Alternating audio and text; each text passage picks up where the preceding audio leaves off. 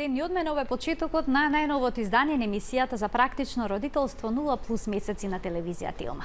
Каква треба да биде текстурата на храната во периодот кога се воведува дохрана кај бебето? Дали се препорачуваат блендирани кашички или пак на бебето уште во 6-тиот месец треба да му се даваат парчиња храна? Нова тема денеска зборуваме со доктор Александар Сајковски, специјалист по педиатрија од Аџибадем Систина. Добре ни дојдовте. Добро ве најдов, фала ви на поканата и поздрав до сите ваши гледачи. Дохраната се воведува постепено, некаде помеѓу 4-тиот и 6-тиот месец, има најразлични препораки, веќе досега сме зборувале на оваа тема. Сепак зависи и од индивидуалниот развој на детето, што подразбира тој индивидуален развој и како родителите да знаат дека нивното дете е подготвено за премин од млечна кон немлечна исхрана, односно за комплементарна храна. Значи, знаете како, препораките се релативно стандардизирани, меѓутоа тумачењето малку на препораките не е баш адекватно. Значи, апсолутно став е дека дохраната кај децата почнува во период меѓу 4 и 6 месец.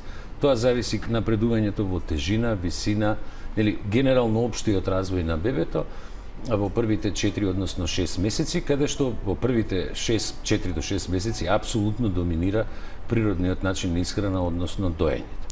Така да воведувањето на храните според препораките кои што се дадени од Европската комисија за безбедност на исхрана, од Европското педиатриско здружение и Америчкото педиатриско здружение, дека се почнува меѓу 4 и 6 месец. Она што и може би интересно у старт да го кажеме, тоа е дека во измени во препораките има во основа на тоа да не се внесуваат сокови кај деца.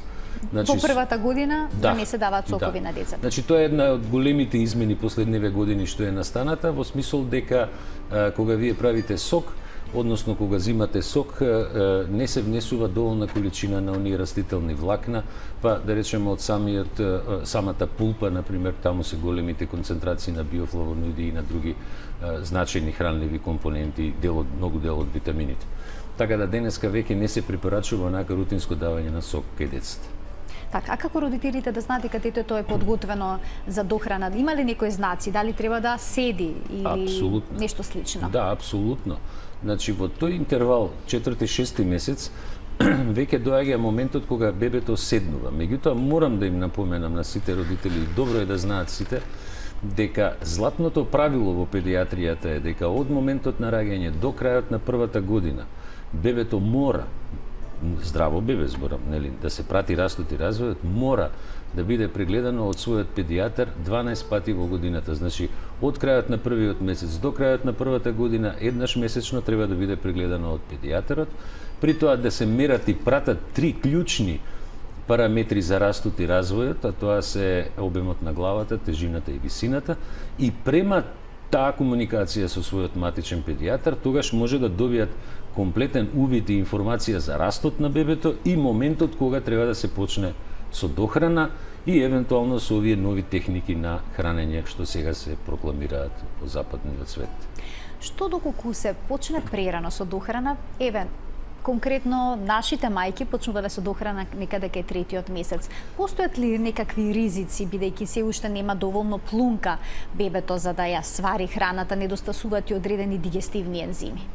Да, апсолутно. Знаете како, некој може да каже дека во техниката на хранење кај децата постојат одредени моди во одредени периоди. Вистина е дека во 80-тите години од минатиот век воведувањето на дохраната беше порано и беше богами со доста појаки храни уште од 3-тиот месец и 4-тиот месец. Меѓутоа, мора да им се објасни на луѓето дека не е тоа класично мода, дека морало тогаш така да биде, меѓутоа проблемот беше во периодот на 70-тите и 80-тите години што процентот на доени деца беше многу мал. Значи, со воведувањето на вештачките млека во 60-тите години и 70-тите години, еден огромен број на семејства го скратија или го смалија доењето. И затоа имаше еден период тренд кој што дури беше препорачан и од највисоките. Смета дека бебињата побрзо напредуваат на таков начин, со вештачко млеко. Да, со вештачко млеко, така. Меѓутоа, од 80-тите години навака, постои 90-тите исто така, еден голем тренд, да речем една кампања голема, да се врати назад доењето во оној обем и во оној опсек кој што треба да го има, значи да сите деца се дојат во првите 6 месеци обавезно. Тоа впрочем е и проект кој што го туркаше Светска здравствена организација целосно за да се намалат шансите за разноразни болести кај децата, и од друга страна заради незрелоста на цревниот систем, на гастроинтестиналниот систем, сепак не може на децата во првите 4 месеци да им се дава дополнителна храна. Значи, они зреат меѓу 4 и 6 месеци. Морам да ви кажам, тука има релативно индивидуален пристап, не можеме да ги идентифицираме сите деца еднакво, затоа што сепак секој дете има своја генетика, има своја генетска структура, растот е малку различит и треба да се прилагоди начинот на исхрана, односно дохрана евентуална која ќе се внесе према растот на самото дете. Во случај да имаме дете кое што брзо динамички расте во висина и во тежина и иде на горните граници према скалите ние што ги имаме, веќе значи во 5 месец треба, 4, 5 и 6 месец треба да се почне со дохрана, односно со воведување на кашички, односно на зеленчукови и овошни кашички. Што доколку предоцна се внесе, односно после 6-тиот месец мајката првпат му понуди на бебето, може ли анемично да биде? Па знаете како, тоа пак зависи малку од динамиката на растот од една страна. Од друга страна, знаете како, апсолутно дека треба детето да е доено треба, меѓутоа има една дефиниција многу јасна и многу гласна. Например, еден од најизвиканите компоненти во исхраната кај децата, глутенот, например, јасен став е на ниво на Европската унија дека глутен не смее да се даде пред 4-ти месец, значи не смее да се даде, меѓутоа не и после 7-ми месец. Значи во период меѓу 4-ти и 7-ми месец детето треба да се запознае со глутенската храна, значи не да биде доминантно на глутенска исхрана, меѓутоа во принцип треба да биде запознаено со таа компонента на храните. Знаете, денеска е релативно тешко да се убедиме во зависност од тоа што како извор на информација читате. Многу информации, многу различни препораки. Многу има различни. И родителите се комплетно збунети, навистина веќе не знаат што да следат. Па, знаете како, тоа е вистина, кога читате, јас неколку пати, ја мислам дека и во вашата емисија сум го кажал, има една преубава реченица, Максим Горки кажано, внимавајте кога читате книги за медицина, може да умрете од печатна грешка. Така и ова, значи интернет знаењето, односно информацијата која што е пласирана, многу е битно од кого е пласирана. Значи, јас стварно ги молам родителите да кога читаат особено за исхраната и за други состојби, да бидат усредосредени на изворот на информации, да е валиден извор на информации. Значи, тоа е клучно во се. Денеска имате многу медицински сајтови на кои што можете да добиете комплетна информација, ама вистинска медицинска информација.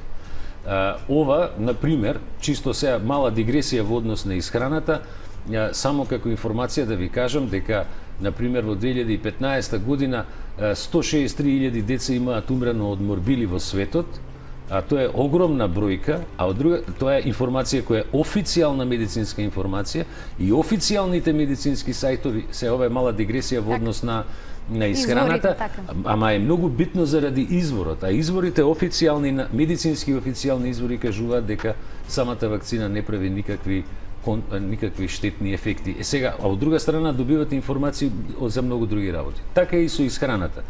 Значи, секаде можете да прочитате некои своји убедувања, некои своји размислувања, меѓутоа тоа е најдобро ако е базирано на знаењето кое што го носат педиатрите од светот. Не мора да е само од Македонија, може да е од цел свет, нели, нормално тоа е достапно за сите. Има медицински сајтови кои што, например, тачно ќе ви кажат што треба на своето дете да му дадете, од која возраст, иако и тоа е релативно индивидуално. Знаете, кога сме кај дохраната, еве да ви кажам дека многу зависи од кој поднебје е многу зависи, да. Например, вие ќе најдете информација дека грашокот се внесува од 7-8 месец кај децата, од 8 месец, меѓутоа имате кашички кои што се произведени и се даваат од 5 месец. Точно е дека постојат производители на грашок специјално произведени кашички за бебиња, ама тие се така направени, така селектирани, така стокмени да може да се дадат на деца од 5 месец. Значи не секоја храна секогаш се дава, а меѓутоа и начинот на исхрана е многу, начинот на спремање е многу битен. Во овој дел од емисијата ќе ги отвориме телефонските линии, доколку родителите или бабите, дедовците имаат некој прашање поврзано со денешната тема, може да се јават на 3076-677. Денешен гостин во студиото е доктор Александар Сајковски, специјалист по педијатрија од Аџибаден, Систина. Сега доаѓаме до она што всушност е денешната тема и еден тренд во светот.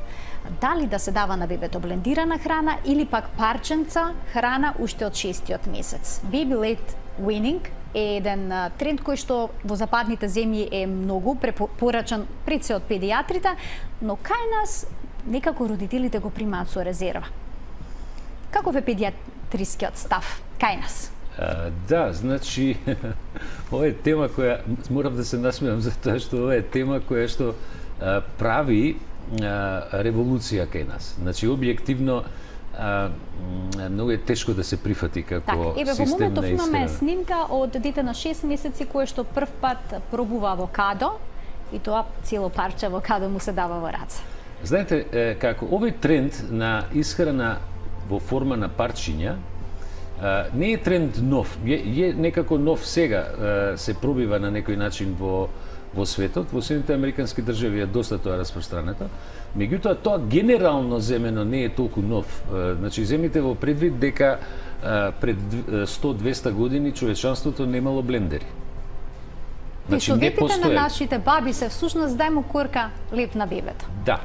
Да, можем и тоа да го кажем. Знаете, во минатото човекот во својот живот во минатото, кога ја немало оваа технолошка подршка што ја имаме, начинот на исхрана отприлике бил нешто што ова денеска се прокламира во однос на давање на одредени парченца на децата. Значи, давање е овака како што е на филмот на едно авокадо, како што гледате на филмот, во основа се дава дали ќе биде тоа банана, дали тоа ќе биде варен морков, дали ќе биде варен компир. Принципот е да му се даде на детето седнато во столче, можда и најдобро седнато со, ако има свое постаро братче или сестриче, или заедно со семејството, без вилјучка, без лажичка, без ништо, да му се даде... Без помош од родителите. Без помош од родителите, да му се даде само да ја конзумира храната како што сметате ке треба да ја конзумира. Немојте да мислите дека они немаат осет колку треба да голтнат, односно колку треба да стават во уста. Знаете, често кај нас ни се случува да кога им даваме кашичка на децата, значи нашето поимање на полнење на кашичката како родители, без оглед дали е мајка или татко, не се идентични со и поимањата и потребите кои што ги има детето. Оно знае колку му треба, впрочем, замислите колку оно повлекува нагло, например, кога цица од мајката, оно повлекува од млекото и влече онолку силно колку што него му треба, колку што може да влезе млеко во устичката и да го голтне. Така да основниот тренд на овој предлог на исхрана од 6 месец натака е во основа на тој елемент. И она што е предност на овој начин на исхрана е тоа што децата повеќе прифаќаат повеќе вкусови. Значи, ако му дадете да јаде што јаде и неговото братче или сестриче, оно ќе го гледа и полесно ќе ги приемчи сите вкусови отколку што ако ние вештачки мислам му даваме само по нашно. Кога гледаме нешто вакво на снимка, веднаш се јавува оној страв кај родителите што доколку детето се засркне, дали постои опасност доколку поголемо парче од храна пројде во знаете како, поголема на опасност е, многу поголема опасност е ако вие вашето дете го храните цело време со комплетно блендирана, скоро полутечна храна и го задржите на таква исхрана и над година дена, после враќањето на храна која што содржи парченце е веќе многу деликатно, многу тешко и многу комплицирано. Так, се извинувам што ја прекинувам, имаме видео тука кое што може да го инсертира овој дел од разговорот. Може да го пуштиме. Меѓутоа, она што е клучно, што веројатно сите ќе се сложиме, дека оваков приод на хранење на дете кај нас ќе биде малку деликатно заради стравот што го имаат родителите да не се загрцне, односно да не се задуши детето. Тоа, значи, скоро реално скоро и да не постои таква шанса да се задуши, затоа што онаа количина на... Еве имаме во моментот Да. видеа. Значи, баш у тој момент, ако внесе малце поголемо парче, ќе го искашла, односно рефлексот за искашлување е многу силен и многу јак и фактички ќе го исфрли парченцето, а ќе го доджвака и после ќе го голта. Така, во моментот токму тоа се случува, значи децата имаат рефлекс за да го исфрлат парченцето, иако ова изгледа вака страшно кога ќе се види од страна. Да, значи реално така е, изгледа во моментот страшно и стравот е кај нас повеќе да се дадат парченца, ова е дури вака едно големо парченце на храна кое што детето има голтнато, ова што оди на видеото. Меѓутоа, ако земете во предвид дека кој ќе му ставите да почне, ве гледате како малите деца во 6 месец, 7 месец се уште фаќа со целата рака. Се уште ги нема оние крајни фини покрети на прстите за да јаде со прсти. Они јадат со цела рака. Они ја земаат храната во рака, ја дробат малце во раката, ја буткаат уста и така таа се расситнува, се распарчува. Имаме двајца гледачи на линија, да ги слушнеме со нивните прашања. Добар ден. Добар ден, повелете. Добар ден, дали се слушаме? Мислам дека имаме проблем со првиот гледач, ајде да го вклучиме другиот. Ало, добар ден. Добар ден, во програма сте, повелете. Бака, се јавувам, поздрав прво докторот. Се јавувам во врска со дохрана. Имам 5-месечно бебе, која Така. што сега почна со пробување на вкусови првично. Сега проблемот кај нас беше што во неколку наврати имаше као траги крв вежа во столицата. Имаше анална фисура, јас сум со диета на млеко, внесам млечни производи. И прашањето ми беше дали во текот на исхраната смие да внесува пирешко, таму кога ќе почне 6-7 месец. Така. И кога би можела да пробам да се вратам на млечни производи. Така. Мајката, значи, во моментот не Да. прима млечни производи. Ви благодарам што се вклучивте во програма. Значи, крв во столицата од анална фисура, тоа е многу често кај бебињата. Значи, тоа е една пукнатина, една рагада, нели, која што се јавува на анусот заради многу чести столици или многу тврди столици. И тоа е нешто што не треба да ги, мислам, не е страшно, не треба да ги загрижува родителите, тоа ќе помине. Тоа е често се случува, сакам да кажам, кај бебињата, кога е анална фисура, ако е крвта темна по боја, тоа значи потекнува негде од цревото, тогаш обавезно треба да се види, да се испита од каде е тоа потекло на таа столица. Инаку на 5-месечно дете веќе треба да се почне со дохрана, особено ако детето напредува, добро, мислам дека така и рече гледачката, дека треба да се дохранува. Сега, кога спомна гледачката за месото, тоа е веројатно едно од вака интересните теми кои што треба да ги кажеме, дека фактички еден од основните компоненти во исхраната кај бебињата и кај децата воопшто е внесот на протеините. Протеините кои што ги внесуваат децата, ние не ги калкулираме во енергетскиот внес, во вкупниот енергетски внес, затоа што протеините се потребни за раст и развој на бебето. Така да тие се дел кој што се користи за развој на детето во неговата тежина, висина, во развојот на органите. Единствен валиден извор на протеини, најдобар извор на протеини се месото, односно месото како извор на протеини. Јас често пати сме зборувале дека на детето не треба да се стави на вегетаријанска, уште помалце на вегански начин на исхрана, дека изборот за тоа дали детето ќе биде вегетаријалец или веган ќе биде негов кога ќе направи 18 години, кога на 18 години 00 денови ќе заврши растот на коскениот систем и уопште на телото, понатаму е негов избор дали ќе биде вегетаријанец или веган. Вегетаријанството е избор личен и тоа треба да биде личен на човекот, а не јас како родител да го наметнувам на моето дете, нели?